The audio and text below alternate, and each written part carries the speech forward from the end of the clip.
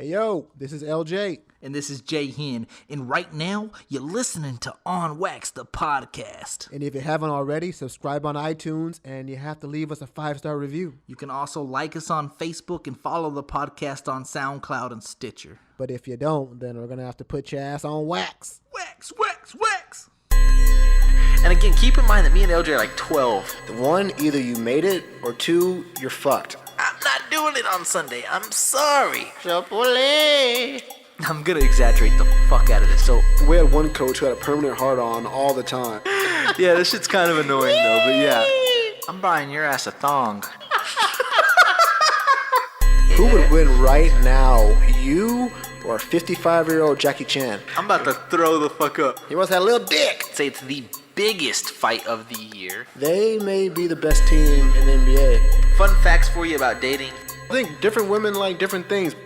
Not told You have to. anybody about this story What? in my life. On wax.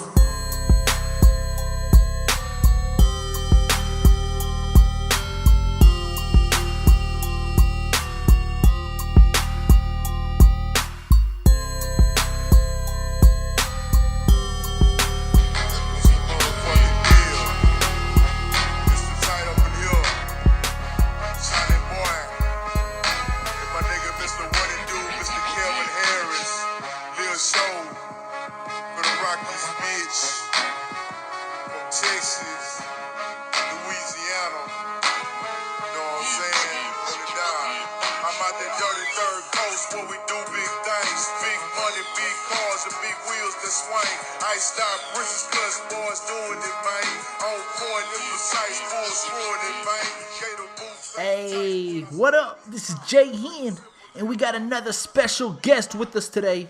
He's an original member of the Freestyle Kingz. He's rapped side by side with none other than Charlie Boy himself.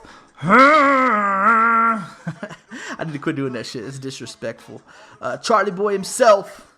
I got my boy On Wax. My boy Tite. Let's go.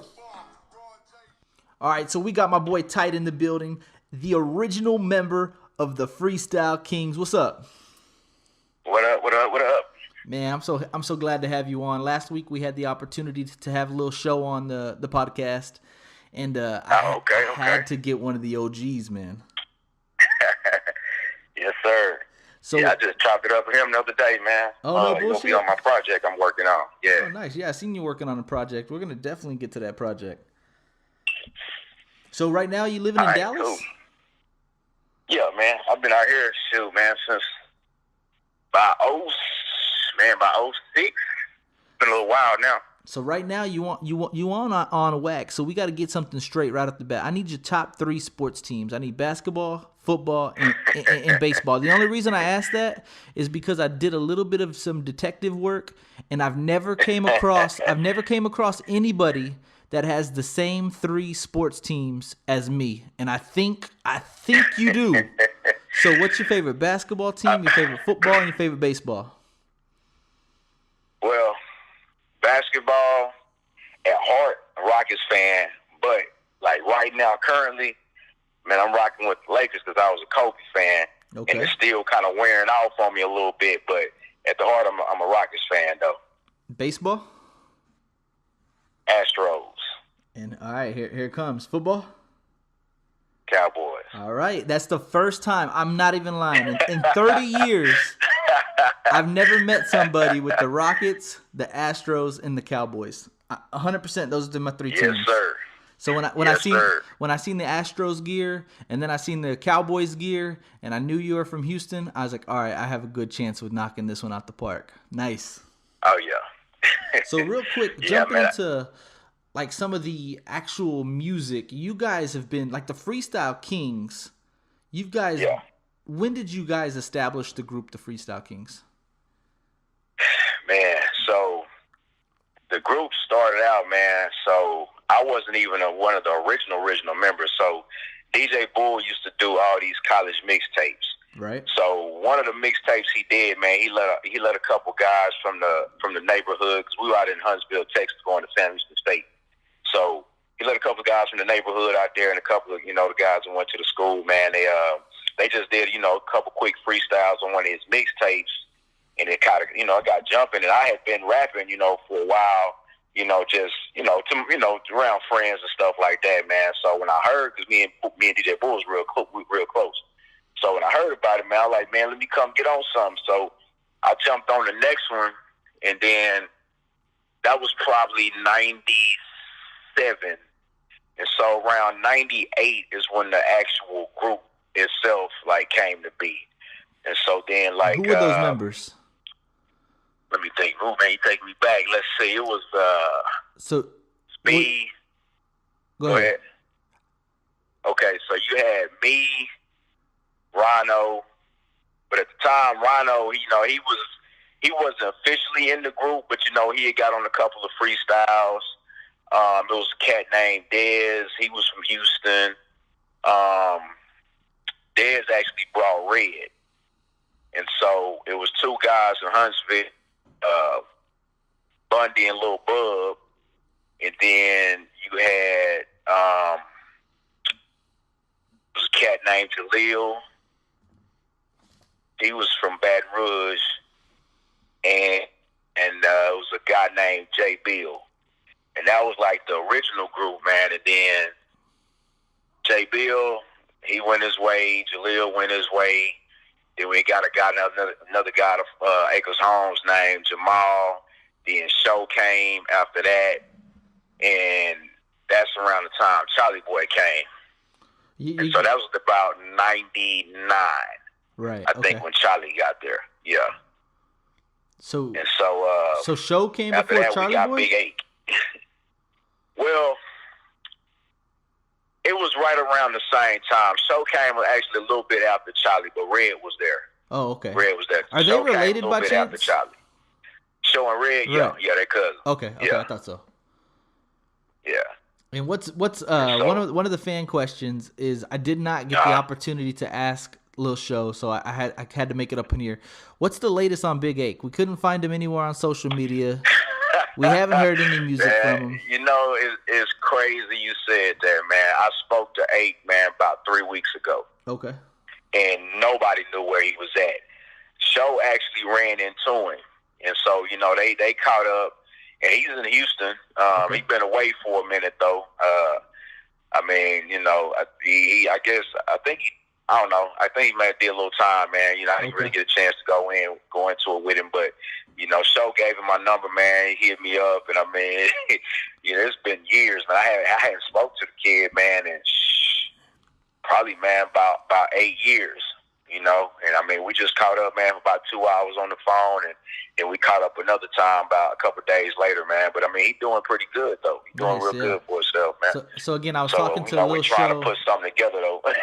I was talking to Lil Show, and we were talking about just the Freestyle Kingz and some of the things that we talked about, some of the topics that we talked about with Lil Show. And one of the biggest Freestyle King fans that I've ever came across, his name's Gmo. Gmo said, man, did you ask him about Big Ake? And I was like, dog, I forgot to. He's like, dog, you got to ask Tite. And I was like, I got you. Yeah, man. You know what? He cool, man. You know, he's grown up now. Like I say, they were all kids, man, back when, you know, we were all rocking together. You know, it's kind of, you know, crazy, you know, talking to them now, and they all grown men, you know. And especially Ake was the youngest, you know what I'm saying? And, you know, it was a good conversation we had, though, man. It seemed like his mind in a good place, though. But, I mean, you know, we taled about some music, man. Hopefully we can, you know, get all that together, though. Is he still interested in making music since with y'all's conversation? Oh, yeah, man. He talks a lot of crap, man. He say he still can go bar for bar with me. So we'll see. That boy said Osama turned himself in just to hear me flow. You know. That was crazy. Crazy. Man, that was my little homie right there, man. So how did you and Charlie Boy get so tight? Because again, based off our conversation that we're having right now, it seems like Charlie Boy kind of came on a little later. But you know, as a fan of the music, I thought you and Charlie Boy must have either been related or best friends, because y'all seem to be always, you know, on the same tracks. Y'all have had joint albums together, correct? Yeah, but this is how it happened. So around the time he came, you know, he just dropped. We were actually recording the CD, man, and he dropped by. One of the guys that used to do a little management for us named Bernard had a CD shop out in College Station. Mm-hmm. And so Charlie used to always go by there. And so he sent him up. He did a little demo for Bernard. So Bernard sent him out to Huntsville, man. So, we was recording the CD. And so he knocks on the door, looking at him, man, who is this? And so he was like, Bernard sent me by, man. And so, he came in and he sang. And I was like, oh, yeah, man, come jump on this track. So, yeah. So, yeah, man. So basically how me and him wound up getting together was, so the plan was I was going to do a solo project. And then at the time, I think Charlie had been on like 2 CDs, man. So people really starting to, gravitate towards the man and, dig his music. Because at the time, he was sounding a lot like Big Mo. Because Big Mo at the time was like the only guy singing like that out here, So, me and DJ Bulls just chopped it up. We used to talk a lot of business, man, on like, the future of the group and, playing things out and kind of, connect the dots on things. And so he was like, man, how would you feel if we did, Charlie CD first? And so I was like, man, I don't mind. I said, that's cool, whatever, best for the group. But then I had an idea like, well, what if we did a group? I say, because since I already got, somewhat of an established fan base, his fan base growing rapidly, I said, man, it'll be kind of like Clash of Champions, you know what I'm saying? So, right. We started doing freestyles together. And so we started like getting a whole lot of, love on that. And so then we went in and recorded that Best Of CD, man. And that kind of like, that's really the CD that kind of opened the door for our whole group. Right. And so, really, we weren't related, man. We just met like that. But what happened was, we were doing music so quick. Because like me and him, we jailed. We got in the studio, we jailed. We just knock them out.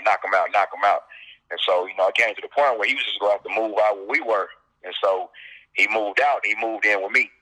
Oh, okay, damn. So that's kind of how we built our bond. Right. You know what I'm saying? Like me and Charlie were more like brothers because, we we got a lot of stories, man, just living together and being on the road together, you know what I'm saying? So, like, we two were the closest. Then, like, the 3 youngsters, Ake, Red, and Show, it was the same situation with them. They were always together. The Wrecking Crew. You know Crew. what I'm saying? So, yeah. And that's how they whole group came to be, man. It's like they just fed off one another and they worked real good together. Like they were all in the same wavelength, just like me and Charlie were. Right. And what's your relationship with all of the Freestyle Kingz? So like Ake, I know you said you're good with him. Show, sounds like you're good with him. Charlie Boy, you still in contact with him? Bull, you still in contact with him? Oh yeah. Cool. Yeah, man. Rhino, everybody still intact? Yeah, I talk to everybody. With me and Bull, it's kind of hit or miss. We'll catch up on social media, man. But I haven't had a chance to just sit down, and just chop it up with him in a while. But for everybody else in the group, man, I still talk to everybody. I sent Rhino the Krispy Kreme joke on IG a couple weeks back. We was laughing about. But yeah, shout out to Rhino too. He said man. He'd be on the podcast, so I got to get Rhino on. Yeah. He was one of the few that did say he'd be on the podcast. So shout out to Rhino. We're gonna get him on soon. Oh yeah, man. Like I said, I still talk to everybody, man. Coop, everybody. Do you have a favorite Freestyle Kingz mixtape?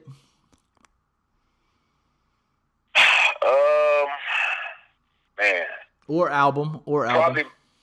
Well, album. Off the Chain was. That was.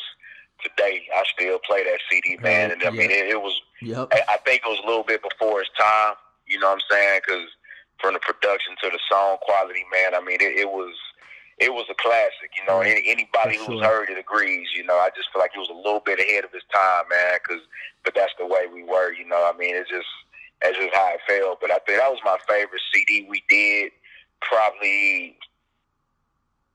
The favorite CD I think was being Charlie, man, was actually that Gentleman and the Gangster CD. Okay. Best of, the Best of CD, man, we kind of did that and I didn't really understand and know the magnitude that it was going, put out there for us. But, we did Gentleman and the Gangster, man, like we were actually in our Charlie Boy and Tite phase where we knew what we were doing, what we were about, and what type of music we wanted to put out.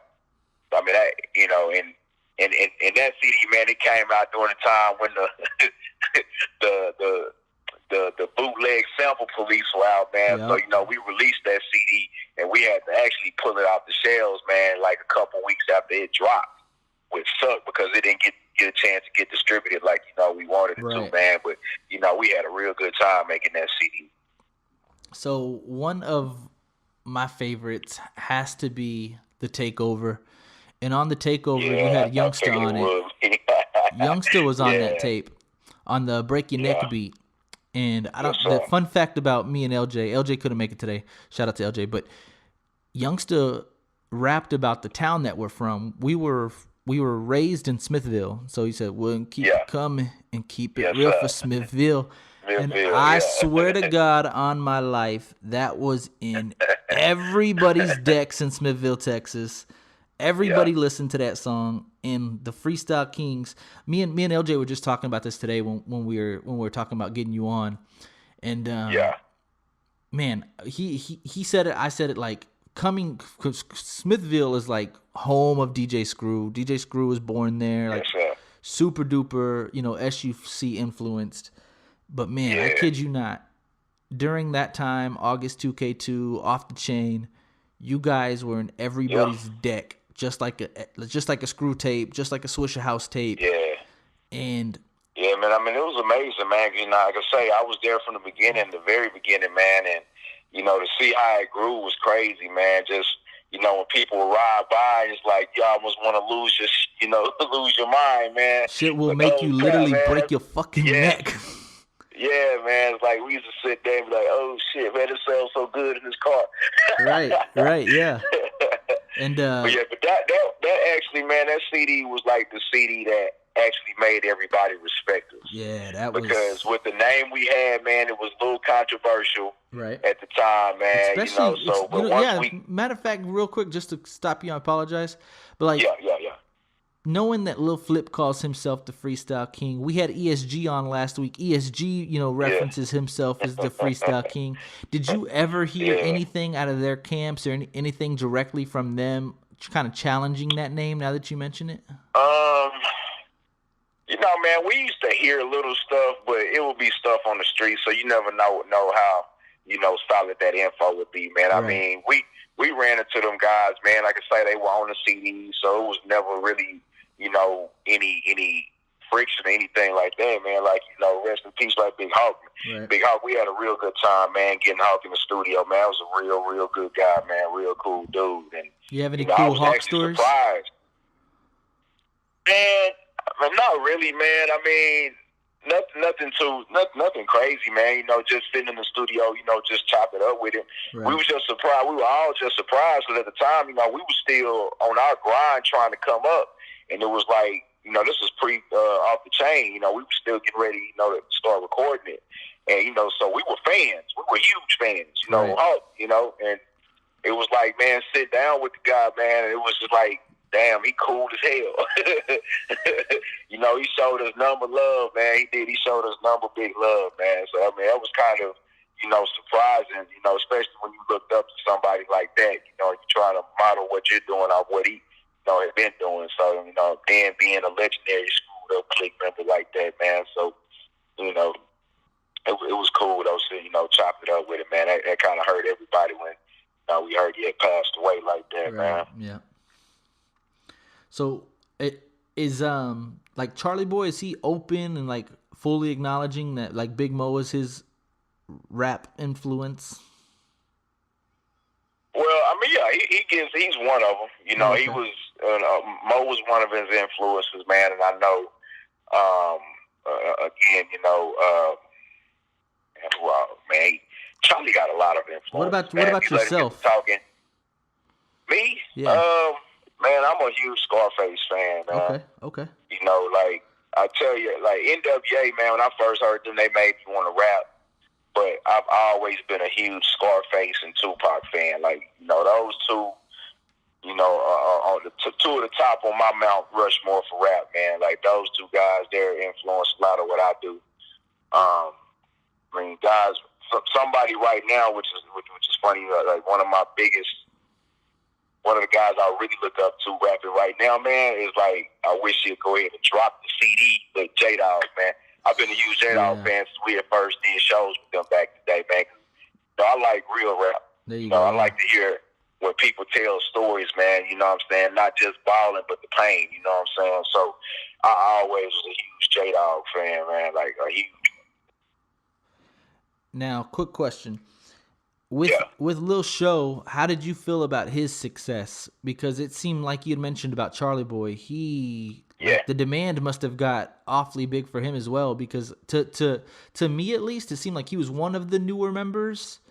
And then, like, out of nowhere, he gets the show off, and then he gets the greatest show on earth, and like, so he starts. You know, we discussed this in his album or on his episode, but like for you, how was that seeing him get a lot of exposure when he technically just joined the group?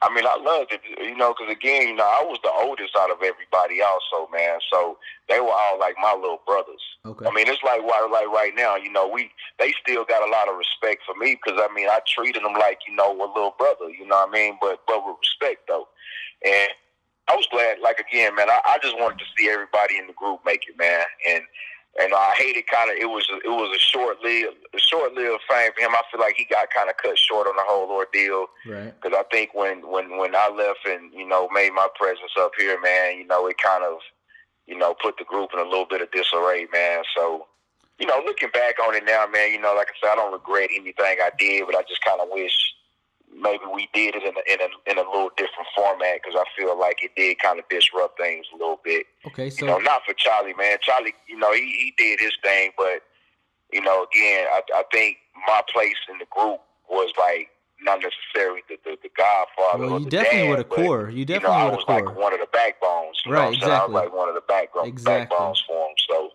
yeah. I don't even think you can argue that fact. So that goes to sort of to my next question. So it's a two-part question really quick. Do you think moving to Dallas helped or hurt your career? And also, it felt like... Well, I'll let you answer that first. Okay. Well, I mean, I think it helped and it hurt, right? Right. Because... So I think it hurt because I joined another group that I didn't help start. Okay. So I was kind of like lost in the shuffle a little bit. And what group was that for the listeners? DSR. Okay, perfect. I came out here with DSR, yeah. You know, and I wasn't an official member of DSR, but you know, I was on the label. So it was like DSR the group, and then you know me solo. And at the time, you know, they were getting to the height of their career, so you know, for me, it was kind of like I wasn't necessarily overshadowed, but I was still trying to find my place. And by the time I found my place, you know what I'm saying, then, you know, everything kind of, you know, went south, you know what I'm saying, with what we had after we had signed that deal. Now, I think my career could have been a little bit stronger for a little longer had I stayed with Dirty Third. But, you know, at the time, man, when I left, you know, it was just a whole lot of looking back now, being a grown man, there's a bunch of misunderstandings, you know what I'm saying? Right. And I really wish we had just sat down at the time and talked about it, you know, because, I mean, I ain't gonna lie, I was a hothead, man. I was reactive, right. You know what I'm saying? And I didn't really think through a lot of things that, you know, looking back at it now, I probably should have thought through and sat down and talked about it, you know what I'm saying? So I asked Show this question too. So, and again, this is from me. And again, at this time, I was, you know, in my teens, so I could have had this totally wrong, by the way. So no disrespect when I say this. Yeah. So when I was, you know, brought to the Freestyle Kingz with the music, it seemed like y'all were doing mixtapes, and all of y'all were on damn near every song. Like I said, maybe missing Ake on one, maybe missing Show on one, but for the most part, 4 or 5 people per song. Like you said, all freestyles, all punchlines, crazy beats. Yeah. And then for me, it seemed like then like I said, then you and Charlie got a solo album. Then the Show Off came out, and then did Sir Coop even have his own album? I believe. Man, he put out a CD with one of the guys who came in later. He was actually with that group Bellway 8 back in the day. Oh, okay. Brother Love, they did a CD together, man. This was after I left, though. So it seemed like everybody kind of did their solo acts, tried that out. Yeah. And then Yeah. for me at least, and maybe there's one or two out there, but I never heard another Freestyle Kingz CD after that. Is that pretty much what happened? Is everybody was a group, then they kind of spread their wings, had their own solo projects, and then never came back? You moved to Dallas. Show said that he moved to Houston. Charlie Boy stayed in Huntsville. He said that everybody kind of just made moves and everybody just kind of went their way, man. You know, and it kind of goes back to what I was saying that, right. You know, had I think the group would have stayed together for, you know, a good while longer. So exciting news is you are working on music as of now, and you are bringing some of the members of the Freestyle Kingz for features. Yeah.